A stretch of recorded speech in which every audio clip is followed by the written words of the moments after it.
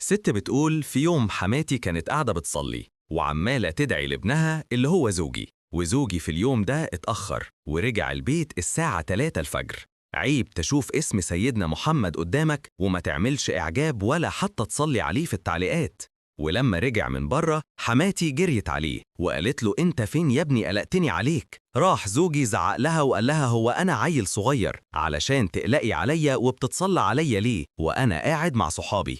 الأم قالت له يا ابني اتحرق قلبي عليك من التأخير، انت عمرك ما تأخرت كده. راح ابنها اتعصب زيادة لدرجة انه ضربها بالكف على وشها. الست من زعلها قالت له إلهي ربنا يحرمك من الأولاد وما تشوف ولد ولا بنت. وفعلا ربنا استجاب لها ومراته ولدت 6 مرات، وبعد ما يفرحوا بالمولود يموت بعد شهر أو شهرين من الولادة. الزوجة ما بقتش عارفة تعمل ايه، راحت سألت شيخ قال لها زوجك قفل الباب اللي بينه وبين ربنا، وهو أمه ربنا مش هيكرمه غير لما أمه تدعي له زي ما دعت عليه، كله إلا الأم.